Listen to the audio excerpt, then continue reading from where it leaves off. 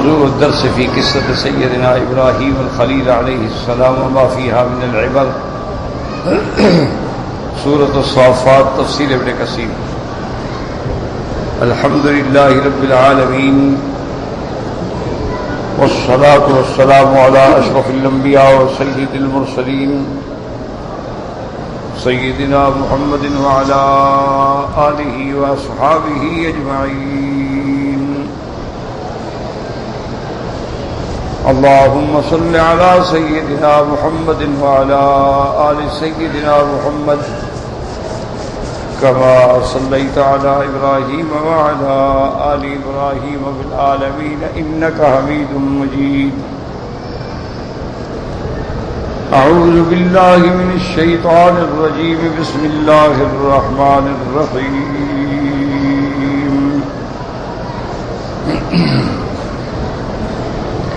وَإِنَّ مِنْ شِيعَتِهِ لَإِبْرَاهِيمَ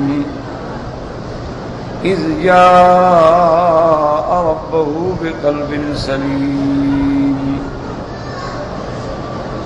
إِذْ قَالَ لِأَبِيهِ وَقَوْمِهِ مَاذَا تَعْبُدُونَ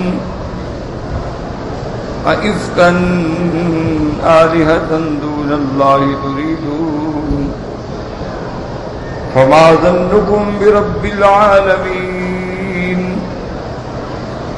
فنظر نظرة في النجوم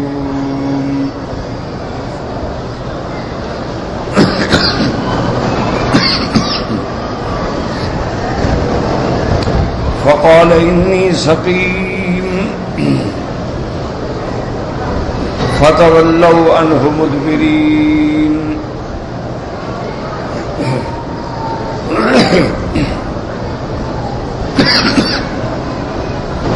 فراغ إلى آلهتهم فقال ألا تأكلون ما لكم لا تنطقون فراغ عليهم ضربا باليمين فأقبلوا إليه يزفون قال أتعبدون ما تنحتون والله خلقكم وما تعملون قالوا ابنوا له بنيانا فألقوه في الجحيم فأرادوا به كيدا فجعلناهم الأسفلين. اللہ تبارک و تعالی نے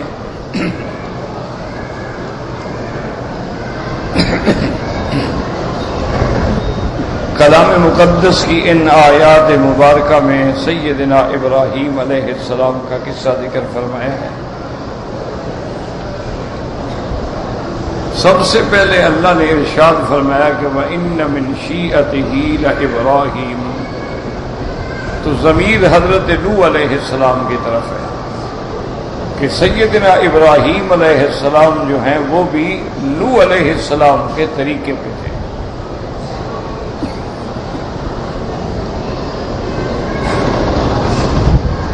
کیونکہ یہ قاعدہ ہے کہ اصول دین میں حضرت نوح علیہ السلام سے لے کر میرے آقا رحمت دو عالم صلی اللہ علیہ وسلم تک کوئی اختلاف نہیں.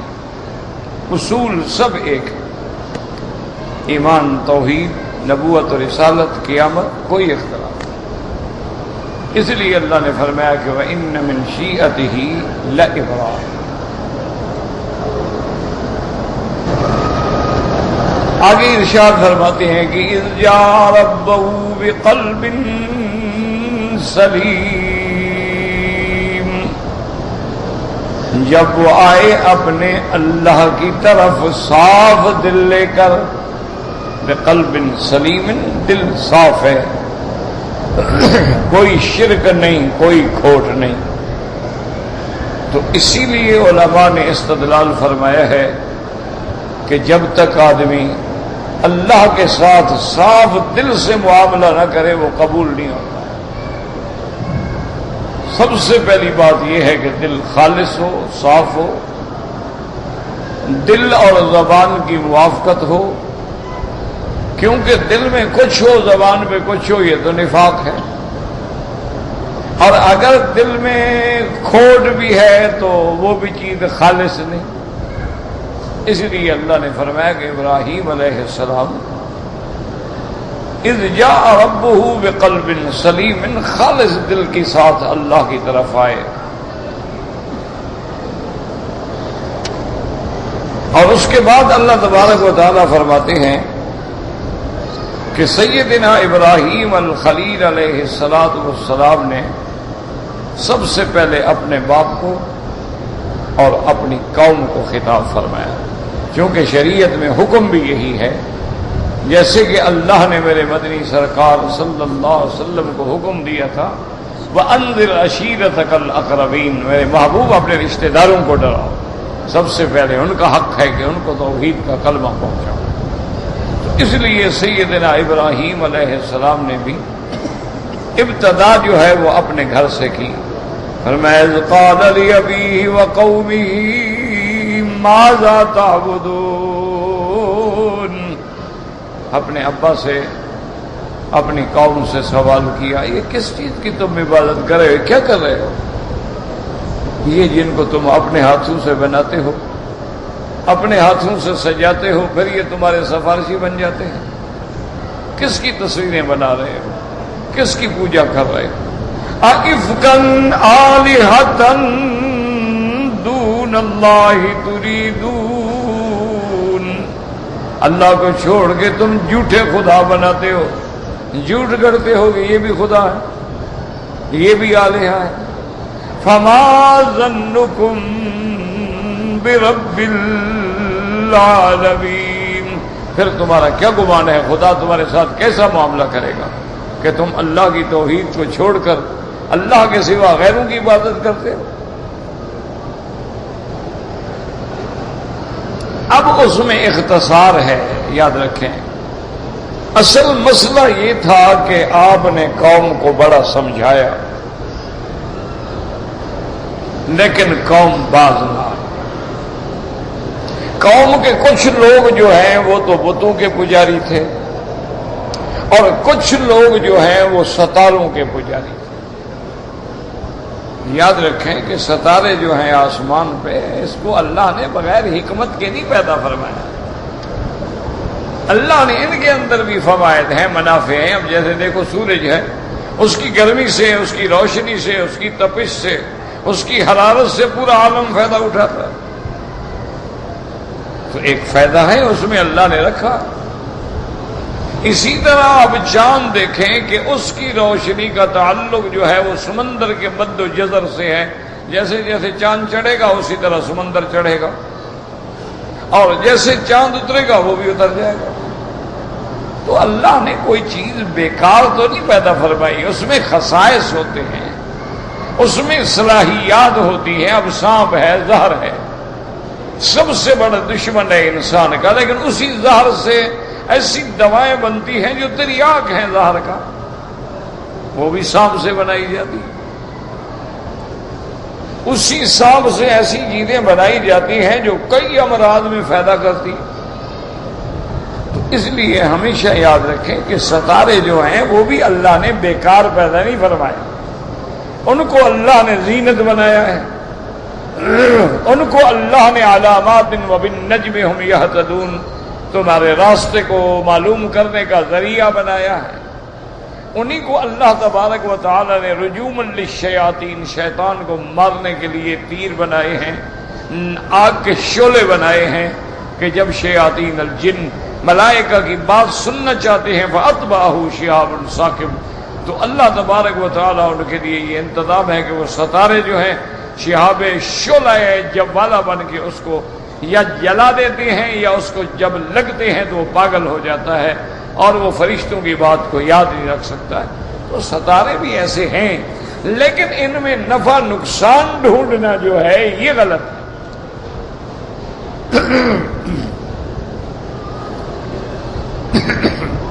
اس لیے بعض لوگ جو ہیں وہ علم نجوم میں اتنے آگے بڑھ گئے کہ انہوں نے ہر دنیا کے خیر اور شر کو ستاروں کی طرف نسبت کر. اسی طرح ایک خاص ستارہ ہے جس کو نو کہتے ہیں، عربی میں اس کو نو کہتے ہیں. وہ جب ایک خاص برج میں آ جائے تو بارشیں ہوتی ہیں. تو ایک دفعہ مدینہ منورہ میں بارش ہوئی تو وہاں جو کافر تھے اور یہودی تھے اور مشرک تھے وہ کہنے لگے مطرنا بنوء کذا وکذا، ہمیں اس نو ستارے کی وجہ سے بارش ملی ہے. لیکن جو مومن تھے وہ کہنے لگے مطرنا بفضل اللہ، اللہ کی رحمت سے بارش آئی ہے. اس لیے حضور صلی اللہ علیہ وسلم نے فرمایا جو بارش کو اس نو کی وجہ سمجھتے ہیں انہوں نے اللہ کے ساتھ کفر کیا ہے، اور جو یہ سمجھتے ہیں کہ بارش دینے والی اللہ کی ذات ہے تو وہی صحیح عقیدے والے اور صحیح ایمان والے ہیں. اس لیے ہمیشہ یاد رکھیں کہ ستاروں میں اتنا ڈوب جانا اور پھر اس کے علم کے اندر اتنا گمراہ ہو جانا کہ پھر بعض اوقات نعوذ باللہ نجومی جو ہے وہ پھر غیب کی بھی خبریں دیتے ہیں کہ جناب تمہارے ساتھ یہ ہوگا اور آنے والے مستقبل میں یہ ہوگا اور تمہارے ساتھ یہ پیش آئے گا. تو یہ ساری چیزیں جو ہیں یہ کفر ہیں اور ناجائز ہیں. تو اس لیے ہمیشہ یاد رکھیں علم نجوم ہے یا علم جفر ہے یا علم الاعداد ہے، یہ ساری علوم باطلہ ہیں، ان کا کوئی اعتبار نہیں ہے. اصل بات یہ ہے کہ آدمی کا اللہ پر اور کتاب اللہ پر، اللہ کے فرمان پہ یقین ہو اور اللہ کی تقدیر پہ یقین. اسی لیے ایک روایت میں یہ بھی آتا ہے کہ اذا ذکرت القدر فامسکوا، حضور نے فرمایا جب تقدیر کا مسئلہ چھڑ جائے تو چپ کر جاؤ، تقدیر میں خوض نہ کرو، کیونکہ تقدیر میں اگر زیادہ خوض کرو گے تو ایمان سے نکل جاؤ. بس نؤمن بالقدر خیرہ وشرہ من اللہ تعالی والبعث بعد الموت. ہمارا ایمان ہے اللہ کی تقدیر پہ، خیر کا خالق بھی وہی ہے، شر کا خالق بھی وہی ہے. زیادہ بحث نے فرمایا اذا ذکرت القدر فامسکوا اذا ذکرتم النجوم فامسکوا، اگر کوئی علم نجوم کے بارے میں بحث کرے تو فرمایا رک جاؤ، بس اپنے آپ کو اس کے اندر نہ ڈالو ورنہ کافر ہو جاؤ. فرمایا اذا ذکرتم اصحابی فامسکوا، اور اگر میرے صحابہ کی شان میں کوئی گستاخی کرے تو رک جاؤ، خبردار آگے بڑھنے کی کوشش نہ کرو ورنہ ایمان چلا جائے گا. کیونکہ صحابہ وہ جماعت ہے جس کے ایمان کی گواہی اللہ نے دی ہے. اللہ نے فرمایا اولئک هم المؤمنون حقا، میرا مدنی یہ اندر باہر سچے پکے مومن ایمان والے ہیں جن کے بارے میں اللہ نے فرمایا کلا وعد اللہ الحسنى، صحابہ کے ہر فرد سے اللہ نے جنت کا وعدہ فرما دیا. اور جن کے بارے میں فرمایا رضی اللہ عنہم ورضوا عنہ، یہ ایسی جماعت ہے جن سے اللہ راضی ہو گیا اور یہ اللہ سے راضی ہو گئے.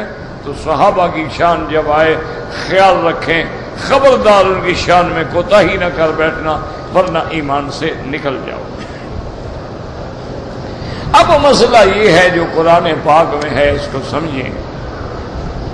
اصل قصہ یہ ہے کہ قوم کی ایک عید تھی، وہ کوئی جشن وشن مناتے تھے، عید مناتے تھے.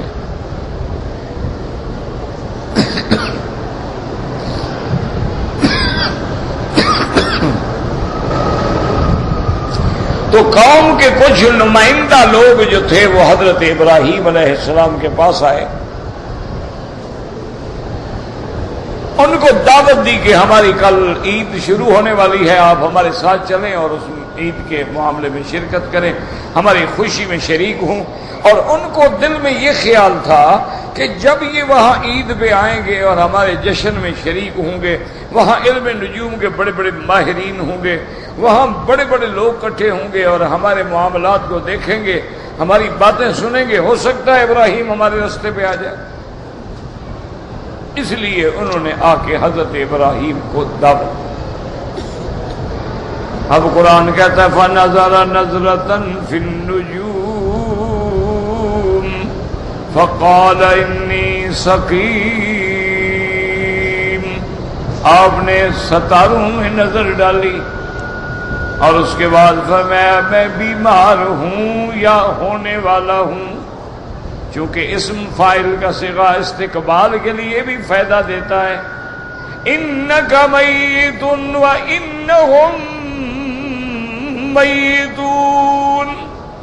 میرے مدنی محمد مصطفیٰ آپ بھی مرنے والے ہیں اور یہ بھی مرنے والے ہیں. یہ معنی تھوڑا ہے کہ جب آیا تو اترے تو بہت آ جائے، آنے والے زمانے. انک میت و انہم میتون. تو حضرت ابراہیم نے فنظر نظرۃ فی النجوم فقال انی سقیم. آپ نے ستاروں میں نظر ڈالی اور اس کے بعد فرمایا میں بیمار ہوں یا ہونے والا ہوں. تو قوم جو تھی انہوں نے کہا حضرت بیمار ہیں تو چھوڑ کے چلے گئے. حضرت ابراہیم علیہ السلام کا منشا یہ تھا کہ قوم جس دن اپنا عید منائے گی، جشن منائے گی، میلہ منائے گی، اس دن ساری قوم نکل جاتی ہے اس گھروں سے. گھر خالی ہیں، ہر چیز خالی ہے، مندر خالی ہے، ان کے گرجے خالی ہیں. تو میں بھی پھر جشن مناؤں گا، میں بھی ان کے خداؤں کو ٹکروں گا، میں بھی جا کے ان کے خداؤں کو توڑ پھوڑ کے رکھ دوں گا. شاید واپس آ کے ان کو ہدایت آ جائے گی. جو خدا ٹوٹ جاتا ہے وہ خدا تو نہیں ہوتا. تو حضرت ابراہیم یہ سوچ رہے ہیں اور قوم وہ سوچ. اب جو مسئلہ ہے نا مشکل وہ یہ ہے کہ ابراہیم نے ستاروں میں کیوں نظر ڈالی؟ علم نجوم تو جائز ہی نہیں. تو سیدنا ابراہیم علیہ السلام نے ایسا کیوں کہا؟ اچھا، دوسری بات یہ ہے کہ اللہ کے نبی تو سچے ہوتے ہیں، پیغمبر کی زبان پہ تو کبھی جھوٹ آ نہیں سکتا. نبی پاک ہوتے ہیں، معصوم ہوتے ہیں، صادق ہوتے ہیں. تو حضرت ابراہیم نے کہتے فرمایا کہ میں بیمار ہوں، حالانکہ آپ بیمار تو نہیں تھے.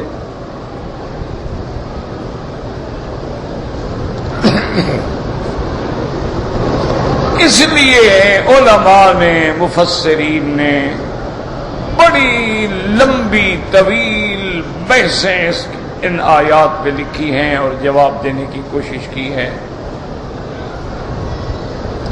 بعض لوگوں نے تو یہ جواب دیا ہے کہ بھائی اصل بات یہ نہیں کہ آپ نے ستاروں کی طرف دیکھا، یعنی اتفاقاً آپ نے سر اٹھایا. جیسے آدمی بیٹھا ہو، کوئی خاص بات کہنی ہو تو آدمی ذرا غور کرتا ہے اور پھر سر جھکا دیتا ہے، اٹھا دیتا ہے، جھکا دیتا ہے. تو اتفاقاً آپ نے سر اٹھایا تھا. یعنی یہ نہیں ہے کہ علم نجوم کے اعتبار سے ستاروں پہ نظر ڈالی تھی. تو اگر اتفاقاً سر اٹھایا تھا تو کوئی بات نہیں، پھر تو کوئی اعتراض ہے ہی نہیں. لیکن یہ جواب بالکل کمزور ہے، یاد رکھیں. کیوں؟ اگر ستاروں کی طرف اتفاقاً سر اٹھایا تھا تو فن نجوم نہ آتا، لفظ آتے الن نجوم. یہاں قرآن کہتا ہے فَنَظَرَ نَظْرَةً فِي النُّجُومِ. یہ نہیں فرمایا الن نجوم، ستاروں کی طرف دیکھا. کہتے ہیں ستاروں میں دیکھا، یعنی ستاروں کے اندر جو حرکات و سکنات جو علم ہے اس میں غور کیا. فَنَظَرَ نَظْرَةً فِي النُّجُومِ فَقَالَ إِنِّي سَقِيمٌ. اور بعض علماء نے جواب دیا کہ آپ نے فرمایا سقیم، آپ نے یہ نہیں فرمایا مریض. لفظ مریض جو ہے وہ اشد ہے اور سقیم جو ہے وہ کم ہے. اس لیے مانا یہ ہے، یعنی کہا میری طبیعت ناساز ہے. جیسے کوئی ایک تو کہتا ہے میں بیمار ہوں، ایک آدمی کہتا ہے یار میری طبیعت ذرا ٹھیک نہیں، ناساز ہے. تو حضرت نے یہ فرمایا تھا اور یہ اشارہ یہ نہیں تھا کہ بیماری ہو. لیکن یہ بھی کوئی جواب ایسا نہیں ہے جو دل کو لگتا ہو یا مضبوط ہو کیوں؟ سقیم کا معنی مریض بھی آتا ہے، سقیم سے معنی بیماریاں بڑی، جیسے اللہم انی اعوذ بک عن البرص والجذام وعن سیئ الاسقام، کہ یا اللہ ہمیں برس اور جذام سے بچانا اور ہمیں ہر بری بیماری سے نجات دینا۔ تو سیئ الاسقام کا لفظ بھی ہے۔ تو اس لیے آپ کا یہ کہنا، ستاروں میں نظر ڈالنا، پھر کہنا سقیم ہوں، تو یہ پیغمبر نے ایسا کیوں کیا؟ اچھا، خدا کی شان ہے کہ بخاری شریف میں بھی ایک حدیث مبارک آتی ہے، اس میں بھی یہ آتا ہے کہ سیدنا ابراہیم علیہ السلام نے لم یکذب ابراہیم علیہ السلام غیر ثلاث کذبات، اس حدیث میں یہ لفظ ہے کہ ابراہیم نے زندگی میں کبھی جھوٹ نہیں بولا مگر 3 جھوٹ بولے، 2 تو اللہ کے لیے تھے، ایک ان کی اپنی ذات کے لیے تھا، وہاں بھی لفظ آ گیا 3۔ ان میں سے ایک یہ ہے کہ جب قوم نے کہا کہ ہمارے ساتھ چلو تو آپ نے فرمایا انی سقیم، میں تو بیمار ہوں، حالانکہ بیمار نہیں تھے۔ اسی طرح جب قوم نے پوچھا کہ من فعل ھذا بآلہتنا یا ابراہیم، ابراہیم ہمارے خداؤں کے ساتھ یہ کس نے کیا ہے؟ تو حضرت ابراہیم نے نعوذ باللہ نے جھوٹ بولا، کہا بل فعلہ کبیرہم ھذا، ان کا جو بڑا ہے نا، وہ بڑا جو بت ہے، بڑا جو ان کا تمہارا بڑا دیوتا ہے، بڑا ٹھاکر جو ہے نا تمہارا، وہ چھوٹوں پہ ناراض ہو گیا، اس نے توڑ پھوڑ کے رکھ دیا، ایک آدھ چوٹ اس کو بھی لگ گئی، اس کا بھی بازو کٹا گیا۔ تو انہوں نے کہا یہ بھی جھوٹ تھا، حالانکہ توڑا تو خود تھا۔ اسی طرح ایک دفعہ آپ سفر کر رہے تھے، راستے میں ایک ظالم بادشاہ تھا، اس بدبخت کی یہ عادت تھی کہ کوئی بندہ اگر عورت اس کے ساتھ ہو اور اس کی بیوی ہو تو وہ زبردستی اپنے محل میں لے جاتا تھا، اور اس کے کارندے اور پولیس والے لے جاتے تھے، وہ نعوذ باللہ زنا کرتا، پھر اس کو چھوڑ دیتا تھا۔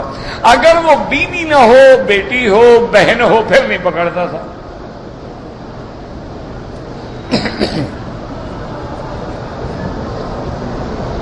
اس کی وجہ تھی، وہ یہ سمجھتا تھا کہ اگر کسی کنواری لڑکی کو، بغیر شادی شدہ لڑکی کو، کسی کی بہن کو اگر میں زنا کروں اور میرا نطفہ ٹھہر جائے تو پھر بادشاہ، اگر لڑکی ہو تو پھر تو میری لڑکی جا کے دوسرے ملک میں دھکے کھائے گی نا، اگر لڑکا ہو تو بادشاہ کا لڑکا ذلیل ہو گیا نا۔ شادی شدہ عورت ہے، ٹھیک ہے، کوئی فرق بھی نہیں پڑتا ہے۔ تو اس کی یہ ایک عادت تھی، دماغ تھا، سوچ تھی، ورنہ گناہ تو گناہ ہے، وہ کسی کی بیٹی کے ساتھ ہو، بہن کے ساتھ ہو، بیوی کے ساتھ ہو۔ لیکن جب پیسہ آ جاتا ہے تو پھر مسئلے بھی آدمی خود بناتا ہے نا، جب دولت آ جاتی ہے نا آدمی اندھا ہو جاتا ہے نا۔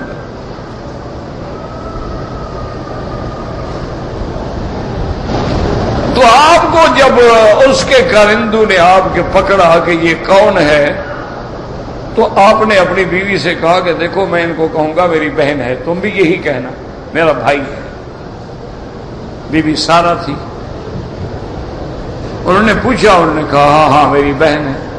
بادشاہ کے پاس لے گئے، ہاں کون ہو؟ تو انہوں نے کہا میں اس کی بہن ہوں۔ لیکن چونکہ بی بی سارا کو اللہ نے بڑا جمال دیا تھا، بادشاہ کی نیت خراب ہو گئی،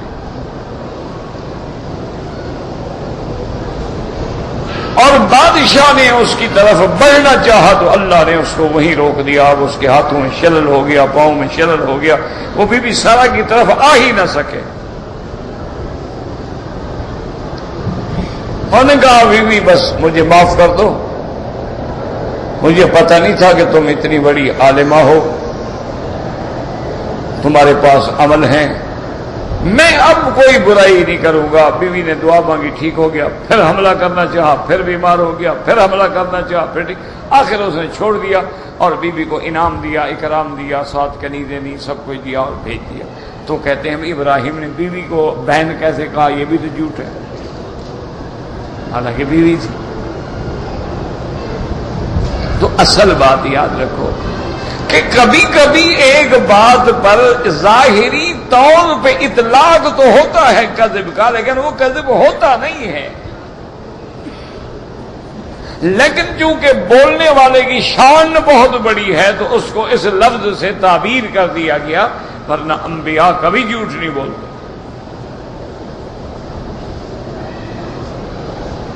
ہاں کبھی یہ ہوتا ہے، اس کو کہتے ہیں توریہ فی الکلام، کہ ایسی بات کی جائے جو ذو معنی ہو، جس سے آپ اپنا سمجھتے رہے میں اپنا سمجھتا رہوں.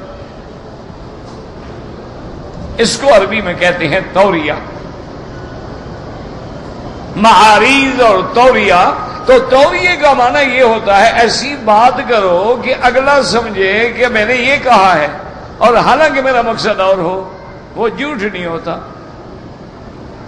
جیسے کہ سیدنا ابی بکر صدیق رضی اللہ تعالیٰ عنہ ہجرت کے موقع پر جا رہے تھے. حضور آگے تھے، ابو بکر پیچھے تھے. اتفاق سے ایک کافر نکل آیا تو اس نے پوچھا ابو بکر سے کہ من ھذا الرجل،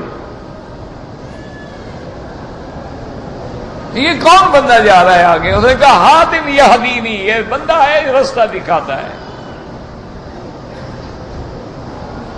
تو اب یہ نہیں کہا کہ نبی ہے، بلکہ حاتم یہدینی، ہدایت کرنے والا ہے. اچھا اس نے سمجھا کہ کوئی جا رہا تھا، ابو بکر نے رستہ پوچھا، اس نے بتا دیا. ہاں اللہ کے نبی بھی تو رستہ دکھلانے کے لیے آتے ہیں نا، صراط مستقیم چلانے کے لیے آتے ہیں. تو حضرت ابو بکر نے ایسی بات کی کہ جھوٹ بھی نہیں ہے اور پوچھنے والا بھی مطمئن ہو گیا. تو اس کو جھوٹ نہیں کہا جاتا، اس کو کہا جاتا ہے توریہ فی الکلام، کہ یہ توریہ ہے کہ اس انداز میں بات کرو کہ دشمن یہ سمجھے کہ تم میری بات کر رہے ہو حالانکہ تم اپنی جگہ سچے ہو، سچی بات کر رہے ہو. جیسا کہ کہتے ہیں کہ جب بی بی اخت موسیٰ علیہ السلام اپنے بھائی کو ڈھونڈتے ڈھونڈتے ڈھونڈتے فرعون کے گھر پہنچی، دیکھ لیا کہ موسیٰ علیہ السلام کو اٹھائے ہوئے ہیں عورتیں، اور موسیٰ علیہ السلام چیخ رہے ہیں اور رو رہے ہیں. انہوں نے کہا بھائی تھا آخر، بہنیں تو پھر بہنیں ہوتی ہیں نا، ان کے دل اپنے بھائیوں کے لیے بڑے نرم ہوتے ہیں. تو آپ نے پوچھا کہ کیوں بچہ کیوں رو رہا ہے؟ انہوں نے کہا پتہ نہیں، اللہ کی شان ہے، کل ہمیں صندوق سے ملا ہے. اس وقت سے ملکہ بیچاری پریشان ہے، وہ بھاگ رہی ہے. وہ بچہ کسی عورت کا دودھ نہیں پیتا ہے. سب عورتوں کو بلایا گیا، جن جن کا دودھ ہے سب کو بلاتے، جس کو بھی لے آتے بچہ منہ پھیر لیتا ہے، پھر چیخنا شروع کر دیتا ہے.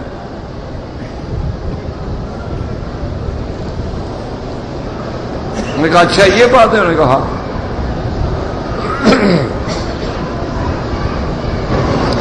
تو بی بی نے فوراً کہا کہ هل ادلکم الی اہل بیت یکفلونہ لکم وہم لہ ناصحون.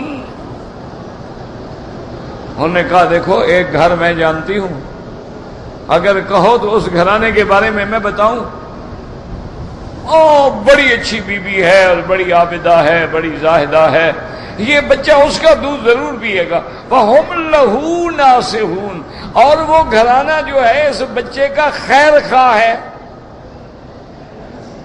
یہ تو نہیں کہا کہ ماں ہے اس کی، کہا خیر خواہ ہے، اس بچے کے بارے میں اچھی رائے رکھنے والا ہے. فرعون تو بادشاہ تھا، اس کو کیڑا پڑ گیا. اس نے کہا کہ یہ کہ بچی تو کچھ جانتی ہے. انہوں نے کہا لے آؤ اس کو. انہوں نے کہا تمہیں کیسے پتا ہے کہ وہ گھرانہ اس کا خیر خواہ ہے؟ جانتی ہو کون ہے؟ کس کا بچہ ہے پھر بتاؤ. اس نے کہا بادشاہ سلامت، میں نے کہا تمہارا خیر خواہ ہے، ہم لہو ناصحون، وہ گھرانہ جو ہے نا تمہارا وفادار ہے، ضمیر موسیٰ کی طرف نہیں ہے، تمہاری طرف ہے. اچھا انہوں نے کہا ٹھیک ہے ٹھیک ہے، ابھی میں تو بادشاہ ہوں، میرے تو پھر سب خیر خواہ ہوتے ہیں نا، چاہے کوئی نہ ہو، سمجھتے تو یہ ہے، ہر آدمی سمجھتا تو یہی ہے. اگر یہ سمجھ آ جائے تو پھر کون غلطی کرے؟ پھر تو دنیا میں کوئی غلطی نہ کر سکے. تو بہرحال اب سمجھیں کہ فَنَظَرَ نَظْرَةً فِي النُّجُومِ فَقَالَ إِنِّي انی سقیم، یہاں بھی پیغمبر نے جھوٹ نہیں بولا. فنظر، آپ نے دیکھا، چونکہ یہ بدبخت ستاروں کے بڑے موتقد تھے، حضرت ابراہیم نے ان کے عقیدے کے مطابق ان کو اندھیرے میں رکھنے کے لیے نظر ڈالی. یہ تھوڑا ہے کہ معلومات کیے یا بتایا یا خبر دی کہ فلاں ستارہ فلاں برج میں ہے، فلاں برج فلاں ستارہ، یہ تو نہیں کہا نا، صرف نظر ڈالی نا، تاکہ یہ سمجھیں کہ ابراہیم علیہ السلام بھی جانتا ہے. کوئی بڑی اہم بات ہو تو یہ بھی ستاروں کو سمجھتا ہے. فقال انی سقیم، فرمایا میں مریض ہوں، میں بیمار ہونے والا بھی ہوں. کیا مانا؟ یہ ظاہری بیماری نہیں تھی، یہ روحانی بیماری تھی. میں تمہارے شرک کی وجہ سے، کفر کی وجہ سے، تمہارے انکار کی وجہ سے، تمہاری بت پرستی کی وجہ سے، تمہارے نجوم پرستی کی وجہ سے روحانی طور پہ بیمار ہوں. جیسے اللہ نے میرے مدنی صلی اللہ علیہ وسلم کو فرمایا فَلَعَلَّكَ بَاخِعٌ نَفْسَكَ، میرا مدنی کیا آپ جان دے دیں گے یہ جو ایمان نہیں لاتے؟ آپ کیوں غم کرتے ہیں؟ آپ کیوں اپنی جان کھپا رہے ہیں؟ نہیں مانتے نہ مانے دفعوں. میرا محبوب آپ کیوں اپنی جان دے رہے ہیں؟ فَلَعَلَّكَ بَاخِعٌ نَفْسَكَ، اور کہیں اللہ فرماتے ہیں وَلَقَدْ نَعْلَمُ أَنَّكَ يَضِيقُ صَدْرُكَ بِمَا يَقُولُونَ. میرا مدنی ہم جانتے ہیں کافروں کے کفر سے، مشرکوں کے شرک سے، مکذبین کی تکذیب سے آپ کا دل بڑا تنگ ہوتا ہے، ہم جانتے ہیں. لیکن آپ غم نہ کریں، آپ میری تسبیح کریں، میری تحمید کریں، اپنے آپ کو ذکر میں تسبیح میں ڈال لیں. وَسَبِّحْ بِحَمْدِ رَبِّكَ وَكُن مِّنَ السَّاجِدِينَ وَاعْبُدْ رَبَّكَ حَتَّى يَأْتِيَكَ الْيَقِينُ. تو حضرت ابراہیم بھی تو قلبی اور روحانی طور پہ بیمار تھے کہ باپ شرک میں ہو. تو آپ کو کتنی تکلیف ہوگی کہ میرا باپ جہنم میں جائے؟ قوم پوری شرک میں ہو، برادری پوری شرک میں ہو، اور پھر کوئی بتوں کے آگے جھک رہا ہے، کوئی تاروں کے آگے جھک رہا ہے. تو آپ نے جو فرمایا وہ غلط نہیں تھا، فرمایا انی سقیم. اب جب آپ نے دیکھ لیا، فرما دیا، تو قوم نے سمجھا کہ حضرت ابراہیم علیہ السلام آپ بیمار ہیں، مریض ہیں. اور پھر آپ نے ایسی کیسی بات نہیں کی، کچی بات نہیں کی ہے. نظر نظرتن فی النجوم، تو حضرت نے یہ بات ان کے احوال کے مطابق کی تھی. اور جن پہ تم عقیدہ رکھتے ہو نا، میں نے بھی دیکھا ہے، بس میں بیمار ہوں، تم جاؤ، مجھے اپنی بیماری کا علاج کرنا ہے. انہوں نے کہا ٹھیک ہے. انہوں نے کہا بھی ٹھیک ہے، حضرت ابراہیم کو تنگ نہ کرو، حضرت ابراہیم علیہ السلام کو چھوڑ دو. اب اس بی بی کے بارے میں فرمایا تھا کہ ہذہ اختی، اس کے بارے میں بھی وضاحت موجود ہے کہ حضرت ابراہیم نے فرمایا بی بی سارہ سے اس وقت زمین پہ اللہ کی توحید کے ماننے والا یا میں ہوں یا تو ہے، اور ہر مومن اصل میں بھائی ہوتا ہے. یہ تو بعد میں نکاح ہو جائے تو بیوی بن جاتی ہے نا، مطلب ایمان کا رشتہ تو بھائی کا رشتہ ہے نا. اس طرح تو ہم بھی سب آدم کی اولاد ہیں، سب بہنیں ہو گئی. ہم بھی آدم کی اولاد ہیں، ہماری بیویاں بھی آدم کی اولاد ہیں. تو اب باپ تو سب کا ایک ہے، ماں بھی، بی بی ہوا سب کی ایک ہے. تو اصل بات یہ تھی کہ دشمن سے بچنے کے لیے بات غلط بھی نہیں فرمائی. آپ نے فرمایا کہہ دینا کہ میں بھائی ہے، میں کہہ دوں گا میری بہن ہے. انما المؤمنون اخوۃ، ایمان والے بھائی ہوتے ہیں، اور اس وقت اور کوئی ایمان والا نہیں. اس میں بھی جھوٹ نہیں تھا، ایک ظاہری رنگ جو ہے وہ ایسا تھا. اب اسی طرح دیکھیں کہ جب انہوں نے پوچھا کہ من فعلہ ھذا بآلہتنا انہ لمن الظالمین، جب میلہ کر کے، جشن کر کے، فارغ ہو کے آئے اور اپنے مندر میں گئے. اب مندر میں داخل ہوئے تو کیا دیکھتے ہیں کہ ہمارے خدا تو سارے ٹوٹے پھوٹے پڑے ہیں. کسی کی ٹانگیں نہیں ہیں, کسی کے بازو نہیں ہیں, کسی کی گردن نہیں ہے, کسی کی آنکھیں نہیں ہیں. سب دیکھ کے کھڑے ہیں اور کہتے ہیں پتہ نہیں کس ظالم نے ظلم کیا ہے کہ ہمارے خداؤں کو توڑ ڈالا. آج بھی کسی کی قبر کو ذرا نیچے کرو, کیا کہتے ہیں؟ کر کے دیکھو تجربہ کرو, گنجا کر دیں, مار مار کے جمرۃ العقبہ بنا دیں گے. قبریں توڑتا ہے وہاں بھی, اور قبریں تو نبی نے توڑی ہیں, ہم نے تو نہیں توڑی. وہ تو اللہ نے, اور توڑوائی بھی حضرت علی سے ہیں. کہنے والے نبی ہیں اور توڑنے والا اولیاء کی ولایت کا سر چشمہ ہے. آپ نے فرمایا علی جاؤ مکے میں, اللہ تذا قبرا مشرفا الا سویتہ, جو قبر اونچی ہو زمین سے برابر کر دینا. ولا تمثالا الا مسحتہ, اور جو بت ہوں, جو تصویریں ہوں, سب کو مٹا ڈالنا. یہ سارا شرک مٹا ڈالو, اگلے سال محمد حج کرے گا. یہ حکم دینے والا تو محمد مصطفیٰ ہے, توڑنے والے حضرت علی ہیں. تم وہابیوں پہ کیوں ناراض ہو بھائی؟ غصہ کرنا ہے حضرت علی پہ کرو, غصہ کرنا ہے اللہ کے نبی پہ کرو. وہابی بیچاروں کا کیا قصور ہے؟ ہم نے تو کبھی قبر کو ہاتھ ہی نہیں لگایا, توڑیں گے کیا؟ ہم تو ہاتھ ہی نہیں لگاتے, توڑنے کے کیا جائیں گے؟ تو اس لیے آپ سمجھیں کہ جب حضرت ابراہیم کی قوم نے دیکھا کہ خدا ٹوٹ پڑے ہیں, عجیب خدا ہے نا, خدا ٹوٹے ہیں. اب جناب کہنے لگے ہاں اور تو کوئی نہیں, ہو ایک بندہ ہے وہی خطرناک باتیں کرتا ہے. سمینا فتى يذكرهم يقال له ابراہیم. ہمیشہ یاد رکھیں, تاریخ بتاتی ہے کوئی ایک ہی بندہ اٹھتا ہے جو کفر کو ہلا دیتا ہے, اٹھتا ایک ہی ہے. پھر جب آدمی چلتا ہے تو لوگ یوں ملتے گئے اور کارواں بنتا گیا. اس سرزمین میں ایک اکیلا محمد مصطفیٰ, کوئی بھی ساتھ نہیں ہے. غار میں بھی اکیلا ہے, وحی کے وقت بھی اکیلا ہے, آنے کے وقت بھی اکیلا ہے. وحی کے بعد کوئی جگہ ہی نہیں ہے ماں سوا کے بیوی کے پاس آ جائے. لیکن پھر اللہ نے کیسے شان دی, ساری دنیا پہ دین محمد چھا گیا. یہ تو جب سے تم نے حضور کے دین سے غداری کی ہے ذلیل ہو رہے ہو.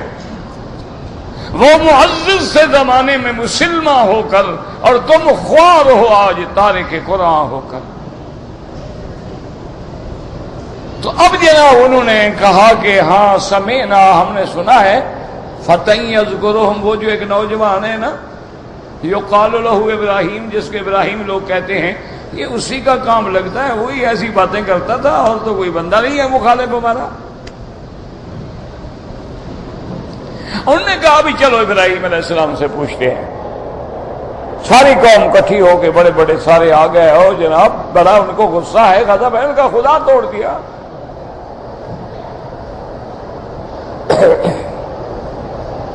وہ ایک صحابی مسلمان ہوئے تو صحابیوں نے کہا کہ کوئی قصہ تو سناؤ پرانے زمانے کا. انہوں نے کہا یار لوگ کہتے ہیں کہ بتوں سے فائدہ نہیں ہوتا, میرے بت نے مجھے بڑا فائدہ پہنچایا. کہتے ہیں ایسے یار مسلمان تم کہتے ہو کہ بت کوئی فائدہ نہیں دیتے, یہ دیوی دیوتا کوئی فائدہ نہیں دیتے, میرے بت نے مجھے بڑا فائدہ دیا. انہوں نے کہا وہ کیسے؟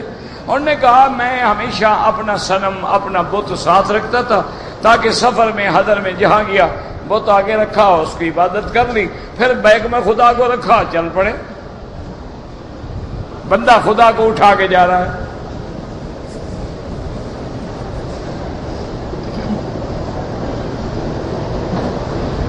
اب جناب وہ کہتے ہیں کہ ایک دن میں نے اپنے بت کو نکالا اور اس کو بڑے آرام سے رکھا اور بستر بچھایا, رات کو سو گیا.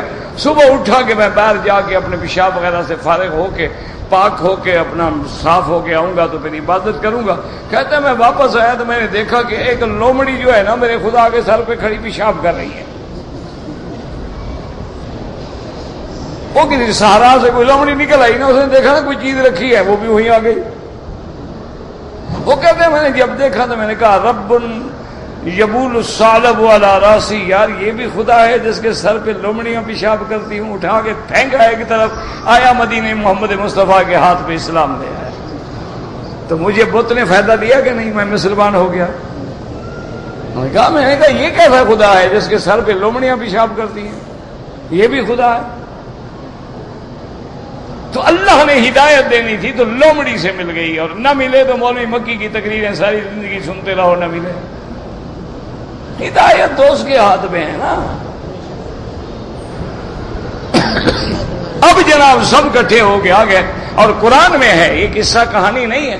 قالوا انت فعلت هذا بآلهتنا یا ابراہیم،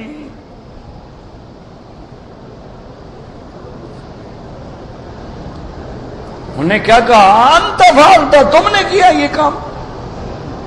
انت فعلت هذا بآلهتنا یا ابراہیم۔ ایک ہمارے مولوی صاحب تھے، اللہ پتہ نہیں زندہ ہے مر گئے، بہرحال زندہ ہے تو اللہ ہدایت دے۔ وہ تقریر کر رہا تھا، وہ کہنے لگا یہ وہابی کہتے ہیں یا رسول اللہ نہ کہو، یا نبی نہ کہو، دیکھو قرآن کہتا ہے، وہ کہہ رہے ہیں انت فعلت ھذا بآلہتنا یا ابراہیم۔ تو جب یا ابراہیم کہنا جائز ہے تو یا محمد کہنا کیوں جائز نہیں؟ میں نے کہا مولوی صاحب ذرا یہ بھی بتا دو لوگوں کو، کہنے والے مسلمان تھے کہ کافر؟ اب مولوی صاحب کی بلغم یہی کھڑی ہو گئی، وہ بدبخت تو کافر کہہ رہے ہیں، مسلمان تو نہیں کہہ رہے۔ اور پھر ابراہیم زندہ سامنے کھڑا ہے، اس وقت یا ابراہیم کہنے میں کیا حرج ہے؟ جب حضور موجود ہوتے تھے صحابہ آتے تھے کہ یا رسول اللہ، تو سامنے بیٹھے ہیں، کوئی منع نہیں۔ بات تو ہے کہ غائبانہ ندا، آپ کی وفات کے بعد کسی کو غائبانہ ندا کر کے پکارا جائے، یہ شرک ہے۔ سامنے تو آپ بھی کہیں گے یا مکی یا فلان یا فلان یا فلان یا اخویا یا ابویا یا ولد، یا کیا ہے، کوئی مسئلہ ہی نہیں ہے۔ لیکن قوموں کو دھوکہ دیتے ہیں۔ دیکھو قرآن ہے کہ یا ابراہیم، اب ابراہیم علیہ السلام نے کہا تو یاد رکھو یہ جھوٹ نہیں ہے، یہ جھوٹ نہیں بلکہ یہ تو مسئلہ سمجھانے کا طریقہ ہے۔ ابراہیم نے ایسا طریقہ اختیار کیا کہ ایسا جواب دوں ان کو کہ پھر ان کے سر پہ آگے آخری کلہڑا مارنا ہے۔ قال بل فعلہ کبیرہم، یہاں سے معلوم ہوتا ہے وہ لے آئے ابراہیم کو مندر کے پاس، کیونکہ یہ ہاتھا کا اشارہ ہے۔ ہم نے فرمایا یہ جو بڑا ہے تمہارا، یہ جو بڑا ہے نا، یہ ساری تم ان کے آگے جو مٹھائیاں رکھتے ہو، کھانے رکھتے ہو، نظریں چڑھاتے ہو، حلوے چڑھاتے ہو، دیگیں چڑھاتی، یہ سارے چھوٹے کھا جاتے ہیں، بڑا بیچارہ بیٹھا رہتا ہے۔ وہ ادب میں بیٹھا رہتا ہے کہ چلو یار کھانے تو چھوٹے ہیں، لیکن بڑے کا خیال ہی نہیں کرتے۔ آج اس کو غصہ آ گیا، اس نے توڑ دیا سب کو۔ تو یہ تو تمہاری ہوئی نظروں شدروں کا چکر ہے۔ تم جو آگے ان کے سامنے مٹھائیاں رکھتے ہو اور چڑھاوے چڑھاتے ہو، آج بڑے کو غصہ آ گیا۔ آگے پھر ابراہیم علیہ السلام دیکھو نا، اتنا نہیں کہا، آگے فوراً کہہ دیا فَاسْأَلُوهُمْ إِن كَانُوا يَنْطِقُونَ۔ آپ نے فرمایا ان سے پوچھو کہ کس نے مارا ہے، اگر یہ بولتے ہیں کہ وہ زخمی تو چیختے ہیں، چیخ چیخ کے کہتے ہیں ہمیں فلاں نے مارا ہے، تم بھی پوچھو نا، ان سے پوچھو۔ تھوڑی دیر غور کیا، پھر آگے کہنے کہ ابراہیم علیہ السلام بات سنو، ایک تو ہمارے خداؤں کو تم نے توڑ ڈالا ہے، دوسرا ہمیں پاگل بھی بناتے ہو۔ ابراہیم نے کہا میں نے کیا پاگل بنایا بھائی؟ نے کہا آپ جو کہتے ہیں ان سے پوچھے، یہ بلا بولتے، یہ بولنے والے ہیں جو ان سے پوچھے۔ نے کہا اف لکم، اب آ گیا مقام، ٹارگیٹ آ گیا ضرب مارنے کا۔ اب لے آیا ابراہیم پوری قوم کو اس جگہ کہ اب یہاں میں نے لوہا گرم کر کے اب چوٹ لگانی ہے۔ اف لکم ولما تعبدون من دون اللہ افلا تعقلون۔ فرمایا تف ہے تم پر بھی اور تمہارے ان جھوٹے خداؤں پر بھی. اندھے ہو، عقل نہیں ہے؟ جو بول نہیں سکتے، جو ہل نہیں سکتے، جو جل نہیں سکتے، جو گر جائیں کھڑے نہیں ہو سکتے، کھڑے ہو جائیں سو نہیں سکتے، یہ تمہارے خدا ہے؟ تو یہ بھی ایک جھوٹ نہیں تھا، جیسے یہاں بھی جھوٹ نہیں تھا. آپ نے قوم کو اعتماد میں لینے کے لیے ان کے عادات کے مطابق کہہ دیا فَنَظَرَ نَظْرَةً فِي النُّجُومِ فَقَالَ إِنِّي سَقِيمٌ. اگر مراد لو کہ میں اب بیمار ہوں تو مانا روحانی بیماری ہے، وہ باطنی تکلیف ہے جو تمہارے شرک کی وجہ سے ہے، یا آئندہ بیمار ہوں گا تو آنے والے زمانے میں ہر کوئی بیمار ہوتا ہے، یہ کہہ دینا کون سا جھوٹ تھا؟ فَتَوَلَّوْا عَنْهُ مُدْبِرِينَ. قوم نے کہا اچھا رہنے دو، چلو. جب وہ سارے چلے گئے تسلی ہو گئی. فَرَاغَ إِلَىٰ آلِهَتِهِمْ. فراغا راغا یروغو، کیا ماننا؟ خفیہ طریقے سے داخل ہوئے کہ بھائی کوئی پتہ نہیں رہ گیا ہو پیچھے کوئی بت پرست، تو آہستہ آہستہ خفیہ راستے سے اندر آئے، مندر میں گئے. فقال الا تاکلون، وہ سب کے سامنے مٹھائیوں کا ڈھیر لگا ہوا ہے اور کہنے لگا او اندھے ہو، آگے مٹھائیاں بڑی کیوں نہیں کھاتے ہو؟ کھاؤ. اب جناب بت کیا کھائیں؟ نہ تم ایمان سے کہو کعبہ شریف میں بیٹھے ہو، اگر تم کوئی نظر کی چیز مزار پہ رکھا ہو تو وہ کھاتے ہیں؟ ہاں جی، کیا خیال ہے؟ نہیں سوچ لو، یہ نہ کہو مولی مکی کہتا ہے، میں نہیں کہتا، تم بتاؤ. بھئی آج ہم مثلاً بڑی بڑی دیگیں پکا کے جا کے مزار شریف کے اندر رکھ لیں، پھر کھاتا کون ہے؟ وہ کھانے والے تو تم ہو، وہ تو نہیں کھاتے. اچھا پانی رکھا ہے ٹھنڈا، شربتیں بنا کے ماشاءاللہ، وہ پیتے ہیں؟ وہ بھی نہیں پیتے. اچھا قبروں کو اگر ہم غسل دیں گلاب عرق کے گلاب سے تو وہ عطر گلاب سے فائدہ اٹھاتے ہیں؟ نہیں، پتہ نہیں. سوچ لو، چلو کل تک سوچ لو، پھر زندگی تو بات کریں گے. اگر ہو پتہ نہیں، میں نہ جانتا ہوں، تمہیں پتا، چونکہ تم قریب کے لوگ ہو نا. ہم تو ہی نا وہابی، ہم ادھر جاتے نہیں، ہمیں پتہ نہیں نا زیادہ. آپ لوگ تو رات دن جاتے ہیں، آپ کو تو پتہ ہوگا نا.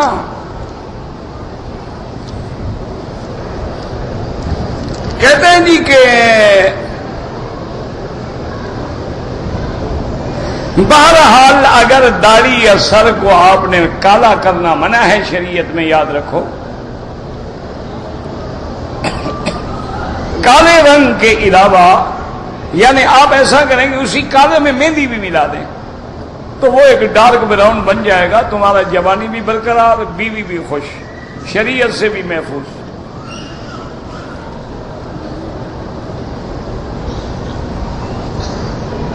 ایسے بھائی یہ جھوٹی جوانیاں ہیں. بیوی کو تو پتہ ہوتا ہے، لاکھ کالا کرو لاکھ سفید کرو، اس کو تو پتہ ہوتا ہے تم کتنی بڑے جوان ہو. خام خواہ لوگوں کو دھوکہ دے رہے ہو. بیوی کے تو لوگ نام لیتے ہیں، بیوی کو تو پتہ ہے جناب کی جوانی کا بھی بڑھاپے کا بھی.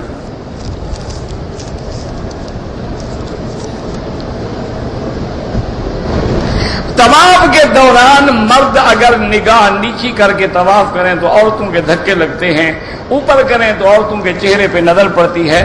نظر نیچے کرنے کا معنی میں نے یہ تو نہیں کہا تھا کہ اندھے ہو جاؤ، یہ کس نے کہا تھا آپ کو؟ میں نے یہ نہیں کہا نیچے ہمارا یہ آنکھیں بند کر دو.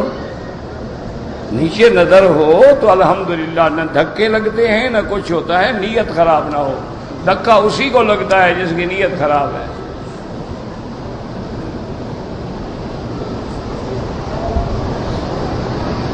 اللہ کے بندے نیچے دیکھنے کا معنی یہ تھوڑا ہوتا ہے کہ بس آپ نیچے دیکھ رہے ہیں، ادھر ادھر نہ دیکھیں ملا. اب میں یہاں نیچے دیکھ رہا ہوں کہ سارا نظر آ رہا ہے، کیسے دھکے لگتے؟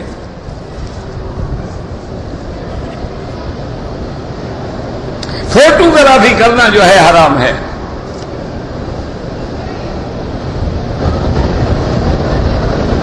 کہتے جی کہ انڈین گورنمنٹ جو ہے وہ حاجیوں کو سبسڈی دیتی ہے، مدد دیتی ہے، بالکل لینا چاہیے. کیوں نہ لیں؟ کیا وجہ ہے کیوں نہ لیں؟ بارہ بالکل لینا چاہیے. اتنا آپ کا کرایہ کم ہو جاتا ہے نا. بس اتنا فائدہ ہوتا ہے. مثلا ہوائی جہاز کا کرایہ ہے 40,000. اچھا خدا کی شان دیکھو, کافر حکومت عمرے حج میں کرایہ گھٹا دیتی ہے, ہمارے مسلمان بڑھا دیتے ہیں. اب فیصلہ تم کرو, ہم کیا کریں؟ ہم کہیں گے تو زیادتی ہوگی. یعنی کفار کی حکومت ہے, ہندو کی حکومت ہے, وہ جب حج کا موقع آئے گا کرایہ گھٹا دیں گے, عمرے کا سیزن آئے گا کرایہ گھٹا دیں گے. وہ کہتے ہیں ہمارا فائدہ ہے کہ آگے پیچھے مثلا مہینے میں جاتا ہے 10,000, عمرے سیزن میں جاتا ہے 50,000, کرایہ ہم نے گھٹا دیا, گاہک بڑھ گیا, ہمارا نقصان نہیں, ہمیں تو فائدہ ہوتا ہے. ہمارا کیا نقصان ہے؟ تو ہم کیوں نہ رعایت دیں مسلمانوں کو؟ اگر وہ حج پہ جا رہے ہیں تو اگر حج پہ جا رہے ہیں, اب دیکھیں نا مثلا آپ کسی بھی ملک کی ایئر لائن میں چلے جائیں, 12 ٹکٹ خریدیں تو آپ ایک ٹکٹ جو ہے وہ کمیشن میں دیں گے. تو ہم تو انڈین مسلمان تو ان سے 1,60,000 ٹکٹ خرید رہا ہے, کیوں نہ رعایت دیں؟ مسلمان کہتے ہیں مرغا قسمت سے پھنسا ہے, مکے مدینے کے نام پہ ذبح کرو اس کو اچھی طرح ماشاءاللہ, کھا پی کے آخر میں توبہ کر لیں گے, بس اور کیا ہے. بالکل لینا چاہیے. اللہ سے رحمت کے دعا کریں, اللہ ہمارے لوگوں کو بھی ہدایت کر دے. آج پتہ ہے آپ کا کرایہ کہاں پہنچ گیا ہے؟ پتہ ہے 24,000 جو کرایہ تھا اب 60,000 پہ پہنچ گیا, اور وہ کافر وہی کرایہ دے رہے ہیں.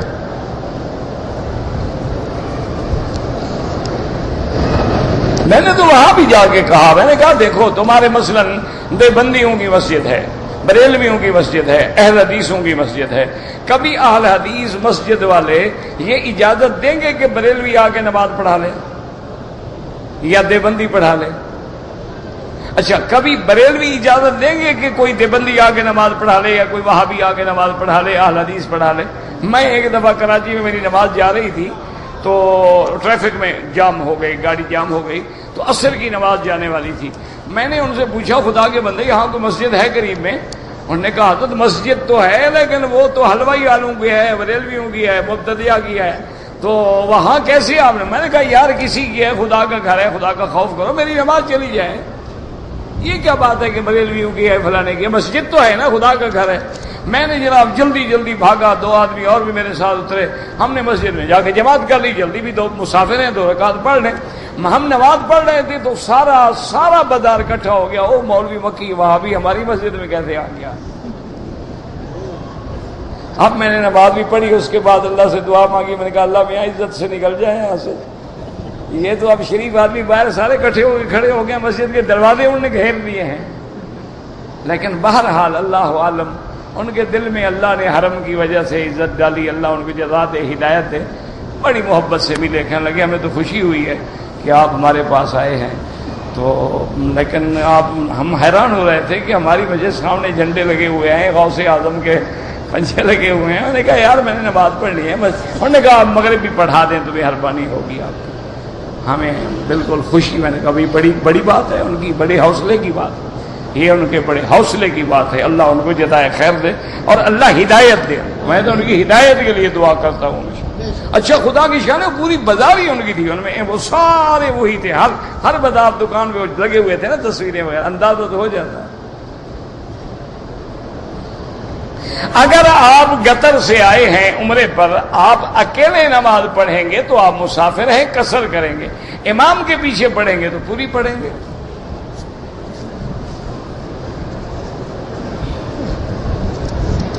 اگر احرام کی حالت میں ویل چیئر لگ گئی اور میرا پاؤں زخمی ہو گیا, کوئی بات نہیں, کچھ بھی نہیں. زخمی بھی آپ ہوئے ہیں اور اسلام جرمانہ بھی آپ کو کرے, اچھی بات ہے.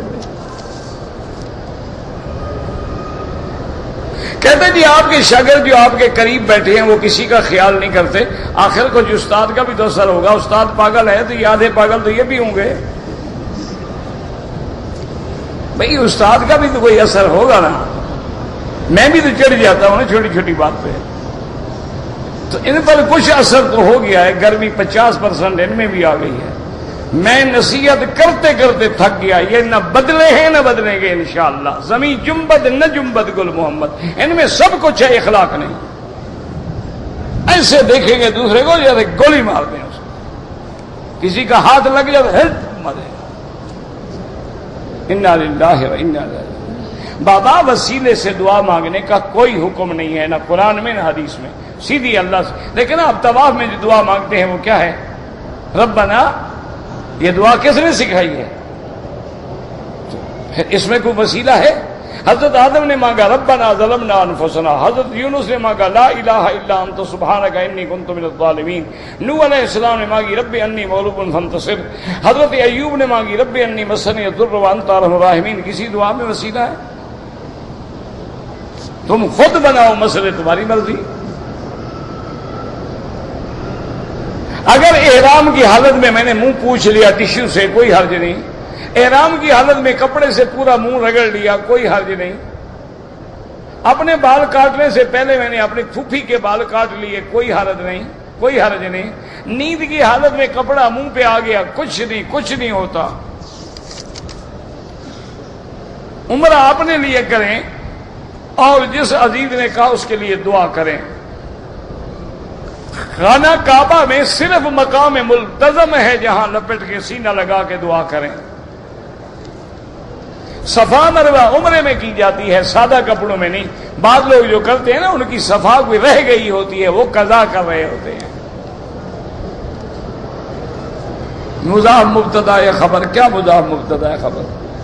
کہتے ہیں کہ کسی امام کی جو ائمہ فقہا کی تقلید کرتے ہیں، اللہ کا حکم اہدنا الصراط المستقیم صراط الذین انعمت علیہم. انعمت کون ہے؟ النبیین والصدیقین والشہداء والصالحین. اطیعوا اللہ واطیعوا الرسول واولی الامر منکم. اولی الامر حکام دنیاوی معاملے میں بادشاہ ہوتے ہیں، دینی معاملے میں علماء ہوتے ہیں.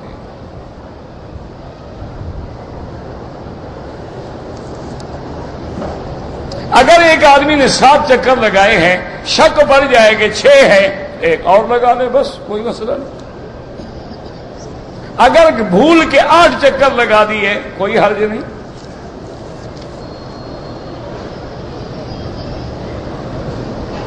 اگر آدمی فجر کو آئے اور حرم میں داخل ہو، اب ٹائم ہے کہ تہجد پڑھے تو پڑھ سکتا ہے، طواف کرے تو طواف کرنا افضل ہے. تہجد ساری دنیا میں پڑھی جا سکتی ہے، لیکن طواف اللہ کے کعبے کے سوا کسی جگہ نہیں ہوتا.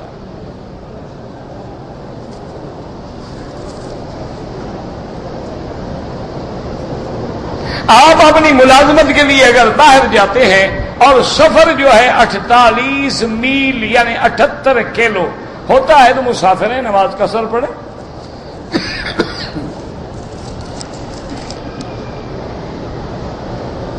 حضور سجدے میں بھی دعا کرتے، رکوع میں بھی دعا کرتے، کھڑے ہو کے بھی دعا کرتے، بیٹھ کے بھی دعا کرتے. حضور نے ہر حال میں دعا کی ہے.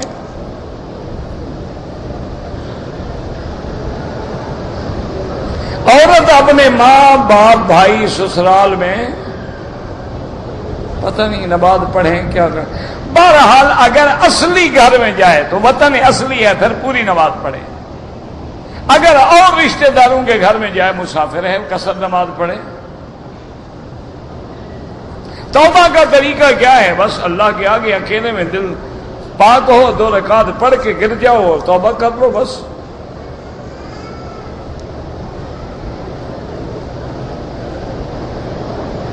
بہرحال اگر آپ نے عمرہ کرنا ہے تو جیرانہ سے یا مسجد عائشہ سے، یا جب آپ مدینہ جا رہے ہیں الحمدللہ مدینے کے میقات سے کریں. ہاں، کعبۃ اللہ کی تصویر جائز ہے، بندوں کی تصویر ناجائز ہے.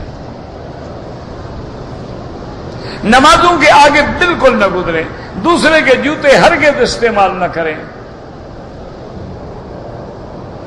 اہل حدیث علماء کہتی ہیں کہ سنی امام کے پیچھے نماز نہیں ہوتی.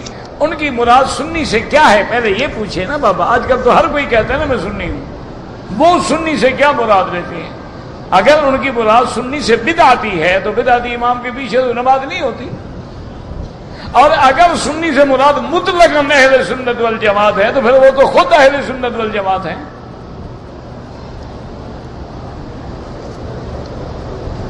رفع یدین جو کرتے ہیں ان کی بھی نماز درست ہے، جو نہیں کرتے ان کی بھی درست ہے.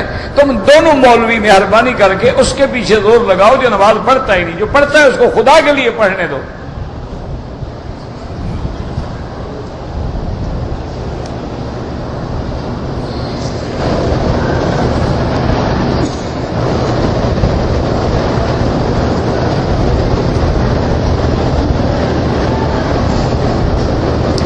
جب کوئی آدمی حج کرتا ہے لوگ حاجی کہتے ہیں تو لوگ کہتے ہیں نا، نہیں کہنا چاہیے، ویسے حاجی ہے تو کوئی فرق نہیں اگر کہہ دیں، ضروری ہے کہ صحابہ کو بھی حاجی کہیں، صحابہ کا جو نسبت رسول اللہ سے لاکھ حاجی ان پہ قربان، اس کو کیوں حاجی کہا جائے؟ اس کا لیے لفظ صحابی ہونا جو ہے اتنا بڑا اعزاز ہے کہ کوئی اور اعزاز مل ہی نہیں سکتا۔